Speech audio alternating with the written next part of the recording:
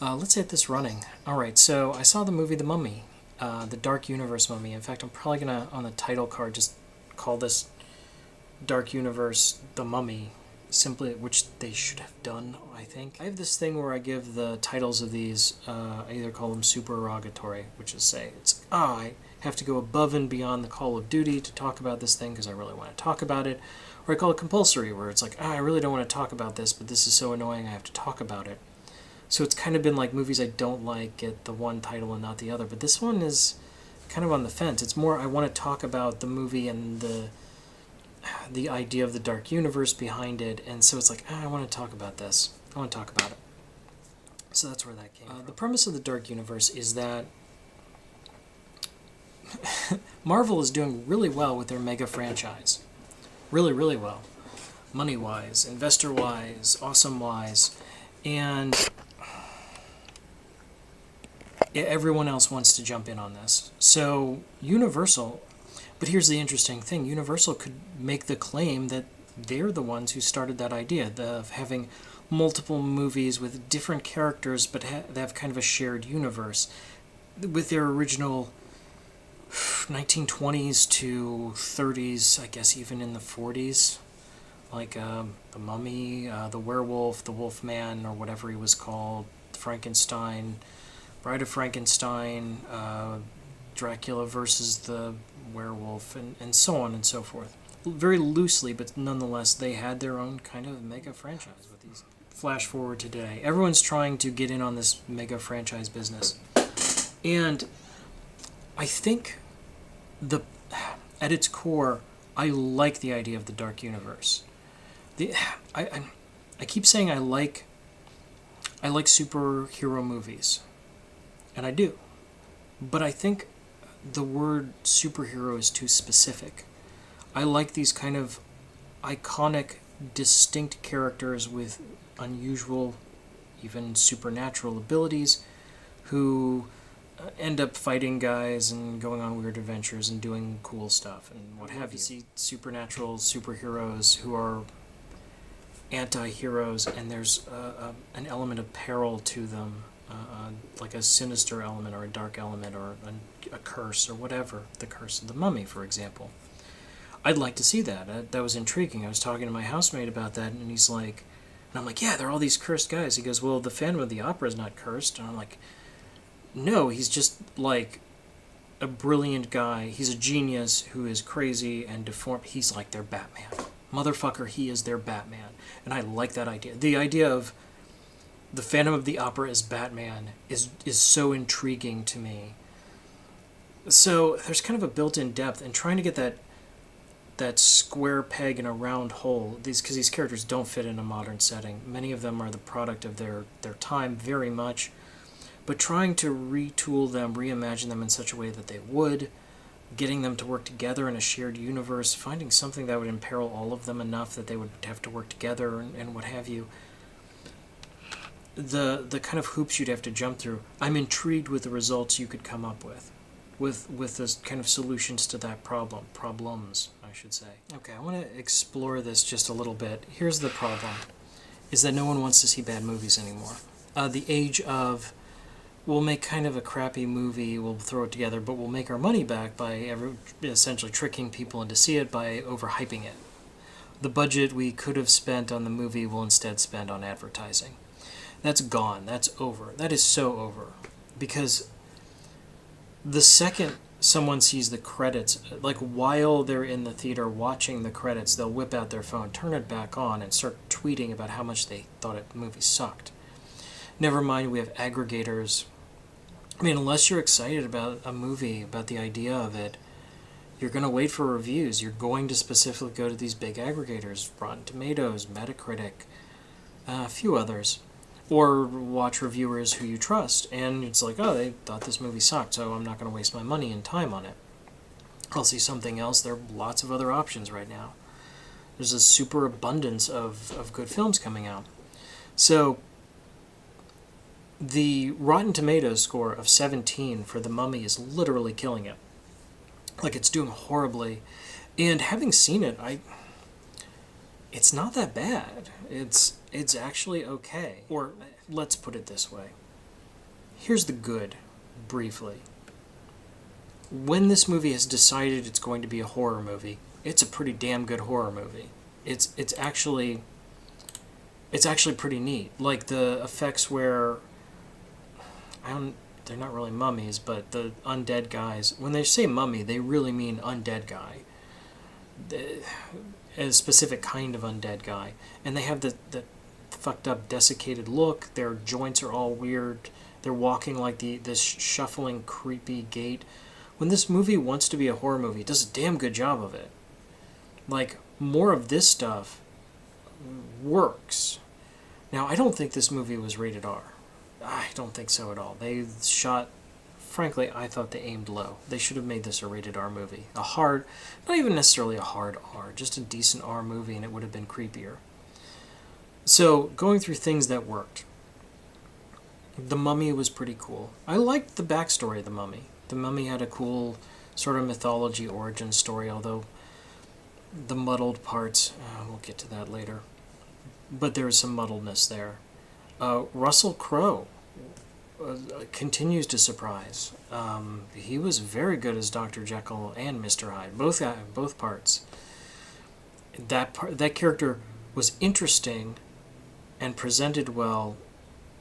They could have fucked it up or made it better if they had told us more. Like if they had gotten the opportunity to do a little more exposition with that character.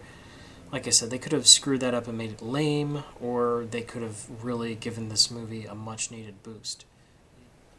On to things about this movie that were problematic, to say the least. The writing. I have got to say, not even just the writing, specifically the dialogue. Specifically the jokey dialogue. I understand this movie had like 5 writers or something like that as a writing team. And when this movie wants to be a horror movie, a sort of horror action film, it does pretty good. It does pretty good. Like not even a C, a good solid B. It does a decent job of that. But then a lot of the time it wants to be something else. It wants to have a love story in it. But throw that shit out. It did horribly. None of that landed. There's no chemistry between absolutely anyone. None of that made any goddamn sense. The jokey bits where we want to be clever and funny and be kind of Guardians of the Galaxy-esque or Deadpool or something like that, and that was such a mistake. That was a huge mistake because it totally detracted from this film, which created this weird element. The entire time I'm watching this, I'm like going, this scene is good, the scene is good, the singing is good. Oh, you inserted this line. And I'm thinking, this movie is 2 hours long. Like, when this comes out on DVD, someone could just edit it. Like, cut out the scenes, and if they do a decent job, they could make a much better film by just cutting out, not a lot, it wouldn't need to be a lot, 15, 20 minutes? 20 minutes of stupid dialogue from this film, and this film would be much better. Like, that would be what it would take. Other problems in the film, it has a lot of exposition. And once again, I'm watching it, I'm like going, okay, I can clearly see what happened. They filmed a whole bunch of stuff, they had no idea which of these things they wanted to go with. They're like, well, we have to insert this, but we have too much to insert into a film that's already going to be 2 hours, so we're going to have to rush past this exposition part about in the past with the Egypt thing, we're going to have narration. More narration here, more narration there. And it's like, cut out your stupid dialogue and just tell this story, either in flashback. They could have done better with the past, with their setup. So, as they say, show don't tell. The story of the past, of where the mummy came from in the first damn place, this mummy lady, would have stood well on its own if they had cut some of the fat, trimmed the fat, put more of that, just made it its own story, either bit the thing at the beginning or intercut it while stuff is happening. Like, don't explain where the hell the mummy came from and then do a series of flashbacks. There's scenes where, no spoilers in this review, but as Tom Cruise has visions, do it there. Like, do bits of it right there. Like, cut in your other story, your old story. That's how I would have fixed that. Other problems. Power levels.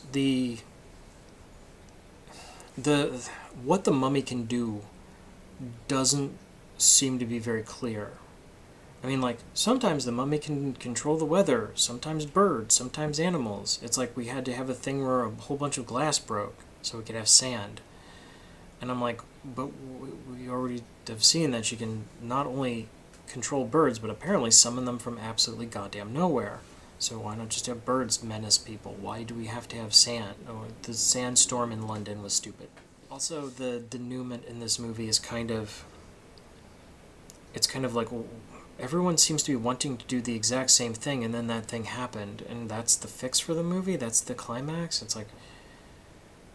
That isn't properly set up. That's like this twist, yay, things are their darkest, and now they're their brightest, but it didn't earn it. It's like there's no setup for it. It's just, the awful thing happened, and it wasn't all that bad. It turned out to be the thing that saved the day. Yay. Problem number, I don't even know what I'm up to, 4 or 5. The movie spent too much money. $125 million for this movie was too much.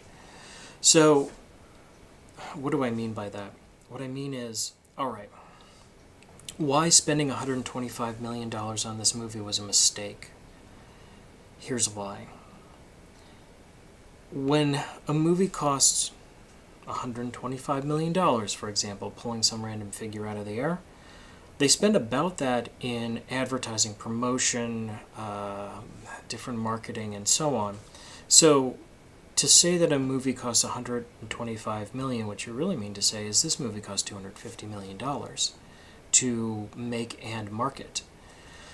And when we say the movie makes X amount of money, let's say $100 million, the movie didn't make $100 million. The movie earned gross $100 million. The studio gets, on average, about half of that. And that varies a lot. In the US, it's a bit more. I think it's like 60%, somewhere in that neighborhood. In other countries, it's 50, 40, depending on the country. In places like China, it's only about a quarter. So, a movie that does really, really well, but overseas, and particularly in China, is not a movie that did as well as it would have domestically. So, adding these elements together, meaning that this movie actually cost $250 million. This put someone $250 million in the hole. And now to make that, it's going to have to make that back times 2, because they only earn about half of what their gross is to say this movie, to break even, is going to have to make somewhere in the neighborhood of $500 million. That's a lot of money. It's going to do it. I understand that I was looking this up. This Dark Universe thing, they have this scheduled for, like, holy crap. The Creature from the Black... Okay, The Mummy, Bride of Frankenstein, Creature from the Black Lagoon, Invisible Man, Van Helsing, Wolfman, Frankenstein, Dracula, Phantom of the Opera, Hunchback of Notre Dame. They have 10 films planned after this one. Freaking 10. And for them to get the budget for this, they're going to have to clean it. They're going to have to tighten their writing. They're going to have to trim these movies down. These are not superhero films. And I know earlier I said they kind of are, but they're not. They have some of the thematic elements similar to them, an iconic character who has crazy powers or gifts or abilities or is special in some way, but they don't have the mass appeal to just expect that, 300 million domestically is no problem at all.